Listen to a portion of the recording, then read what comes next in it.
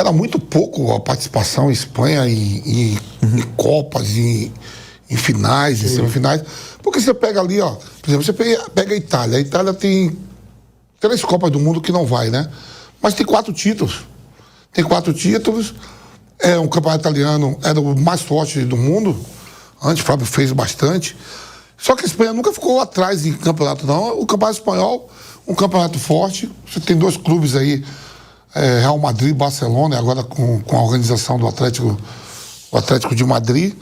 Então era muito pouco para um futebol de seleção, de competição. Um campeonato muito forte.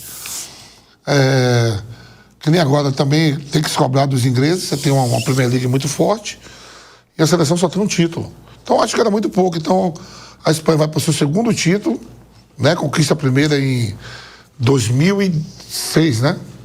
10. A Espanha 2010, olha só, muito pouco para a história da Espanha, para onde se tem Barcelona e Real Madrid, onde se tem o maior clube do mundo, que faz jus a ganhar tipo 15 Liga dos Campeões. Então conquista hoje, né? E eu olhando, olha a idade do time da Espanha, irmão. Só o Pedro é o mais velho. O Rodri, né? Só o Rodri. Seleção jovem. Com o Bacia ali, 18 anos, Yamal, 19 anos. O Cucurella é novo. O Porro é novo. Rapaz, é uma seleção jovem que vai dar muita coisa ainda. Aí vai, 2028 tem Eurocopa. Já começa como é que fala? National League, né? Nations League. Já começa daqui a 2 meses. Tem 2 por ciclo, né? Não, então é isso que eu tô falando assim, uma equipe jovem, cara. Jovem. Eu falei pro Flávio quando o jogo tava 0-0, eu falei, ó, sabe quem vai fazer o gol do título? O Fernando Torres. Aí o Pedro olhou, disse, esse cara é largo. Toda vez que ele entra lá no Barcelona, no lugar do Lewandowski, ele faz gol. E ele é largo, e ele acabou fazendo. Até isso você cravou? Não, eu e o Fábio conversando. Não, tudo bem. Tudo bem, você vai querer argumentar que falar que a Espanha ganhar a Copa do Mundo não é lá grande coisa, porque o que é sim, porque você acertou tudo o que ia acontecer ao longo dessa Copa em termos de cenários, mas você cravar que o Ferran Torres ia fazer o gol do título, isso aí é especial. Pergunta pro Flávio, que eu venho pra ele. Isso aí é especial. Eu até falei, vai ser o Merino. Ele falou, não, vai ser o Torres. Se você falar assim,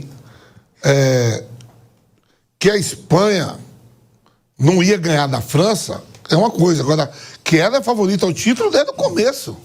Desde o começo, pelo conjunto. Pelo conjunto, jogadores inteligentes. Pô, você vê o toque de bola, tudo. Eu acho que sofreu mais até do que merecia, pelo que criou hoje, pela posse de bola.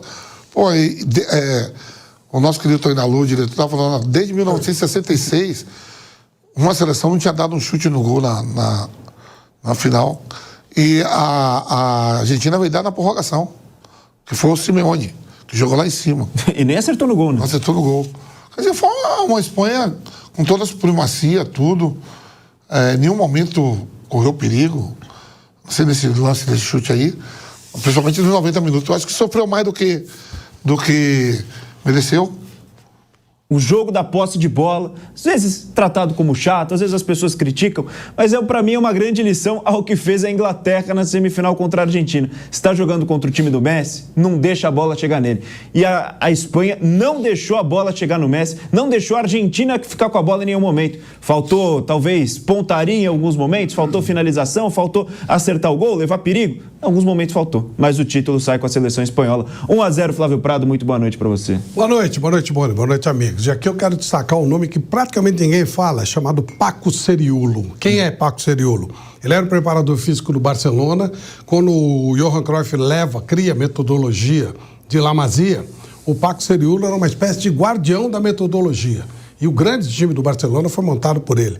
A estrutura La Masia e esse sistema, essa metodologia de trabalho, foi mantida por ele por muitos anos. Agora já está velhinho, entrou um outro diretor, mas ele é o grande responsável pela exigência do cumprimento da metodologia.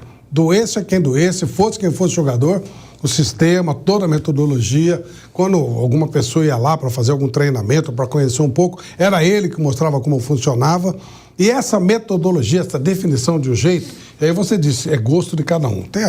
Eu amo. Tem gente que acha chato e está tudo certo, não tem problema nenhum.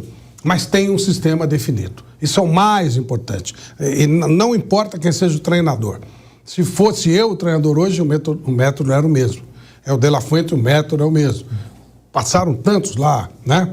Desde lá de trás. E sempre foi. O Aragonês talvez tenha sido o primeiro a implementar. Depois veio o Vicente Del Bosque, que vai. E a metodologia não muda, o jeito é o mesmo. Ganhou, perdeu, chegou a perder de 5 numa Copa do Mundo, ser eliminada na primeira fase e a metodologia continuou.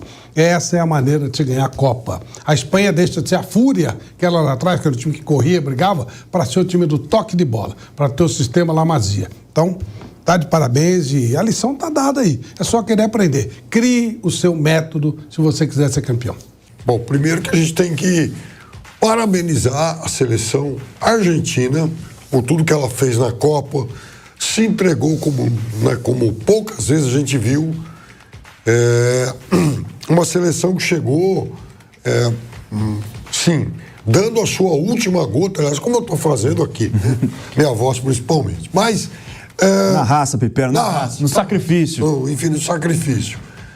Mas também é de se reconhecer que raramente a gente viu um domínio tão grande de uma seleção em uma final de Copa do Mundo. O jogo foi todo da Espanha. A Argentina já no finalzinho do segundo tempo da prorrogação, depois do gol, no desespero, em bolas cruzadas e tal, até chegou a impor alguma ameaça, mas a Espanha, no momento do gol, tinha 20 finalizações a 0. A Argentina não conseguiu. Enfim, a Argentina não existiu ofensivamente, né? A proposta da Espanha, ela se impôs desde que a bola começou a rolar, porque nos 5 primeiros minutos de jogo, a Espanha já tinha chegado com perigo 2 vezes em jogadas lá com o Yamal, que até depois nem jogou tão bem, mas naquele começo ele já exigiu uma defesa importante do Dibu, causou problemas aí, marcação argentina.